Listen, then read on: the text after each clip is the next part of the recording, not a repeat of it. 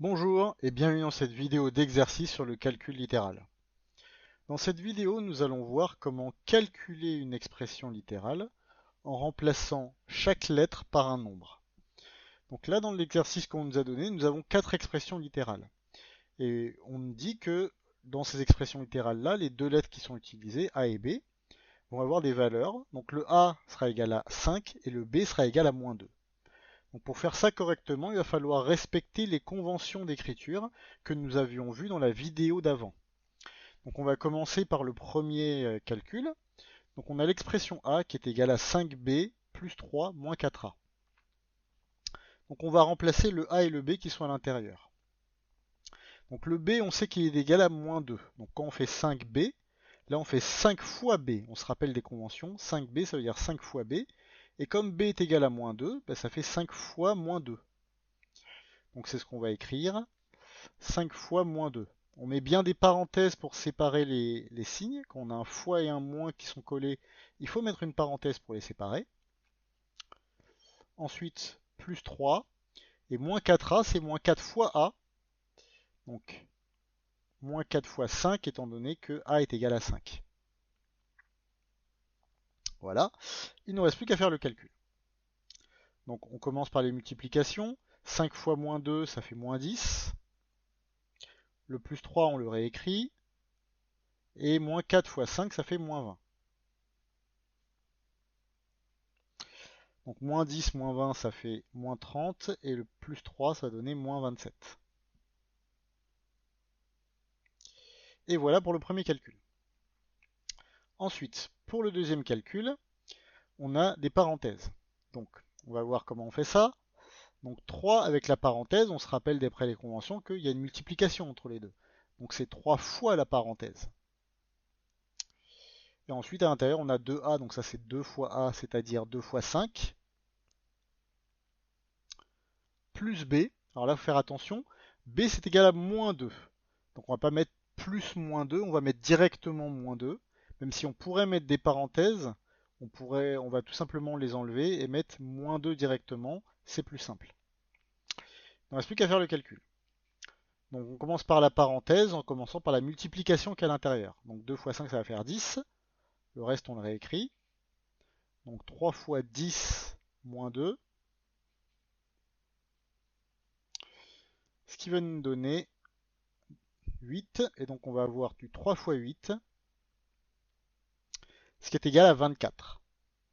Voilà pour le résultat du deuxième calcul. Ensuite, pour le C, on a des puissances sur certaines lettres. Donc le B, là, il est à la puissance 2 au carré. Alors B, normalement, est égal à moins 2. Alors il faut faire attention là. Si jamais on écrit ça, donc moins 2 puissance 2 comme ça, là on a un problème parce que ça ne correspond pas exactement à B au carré, ça. Parce que B, c'est égal à moins 2. Donc vous voudrez que le moins 2 soit au carré. Mais là, ce qu'on a mis au carré, en fait, c'est pas moins 2. Ce qu'on a mis au carré, c'est 2 seulement. Il y a le moins devant, mais c'est le 2 seulement qui est au carré, puisque une puissance concerne uniquement le symbole qui est juste avant et pas plus.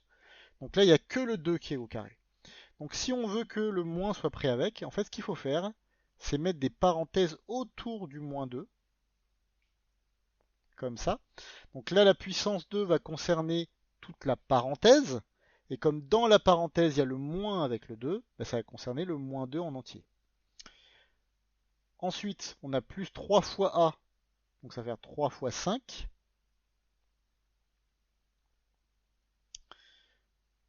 Et du coup, on va pouvoir faire le calcul. Donc moins 2 au carré, ça va faire moins 2 fois moins 2, ce qui fait plus 4. Ensuite, 3 fois 5, ça fait 15. Donc 4 plus 15, ce qui nous donne 19. Voilà. Donc voilà pour le troisième calcul. Et pour le dernier calcul, donc là on a une fraction. Donc au numérateur, on a 2a au carré.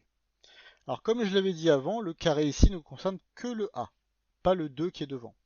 Donc le 2, il va pas changer. Et on va mettre le fois, puisqu'on a une lettre et un nombre qui sont collés, hein, c'est une multiplication, d'après les conventions d'écriture. Donc 2 fois. Alors a au carré, donc ça va être 5 au carré. Donc 2 fois 5 au carré.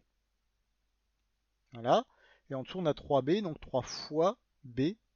B, c'est égal à moins 2, donc on met bien les parenthèses. Donc 3 fois moins 2. Il ne nous reste plus qu'à faire le calcul. Donc on commence par la puissance. 5 au carré, ça va nous faire 25. Donc au-dessus, on va avoir 2 fois 25. Et en bas, au dénominateur, on va avoir 3 fois moins 2, ce qui fait moins 6. 2 fois 25, ça fait 50, donc ça nous donne au final 50 sur 6.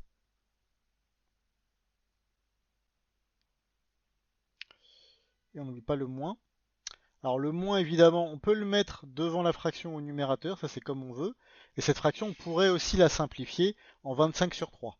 Mais c'est pas spécifiquement demandé dans le calcul, enfin dans l'énoncé de l'exercice, donc on n'est pas obligé de le faire.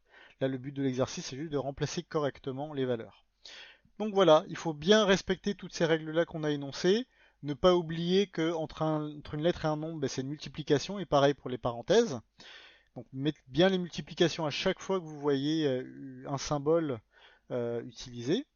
Rappelez-vous également que pour les puissances, ça concerne uniquement le symbole qui est juste avant. Donc si on veut que tout soit pris, notamment pour les nombres négatifs, puisque c'est une erreur qui arrive souvent, il faut bien penser à mettre des parenthèses autour du nombre et mettre la puissance à l'extérieur.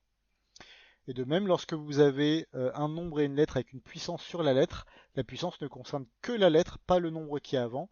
Donc on ne met pas des parenthèses autour du 2 fois 5, la puissance ne concerne que le 5. Voilà.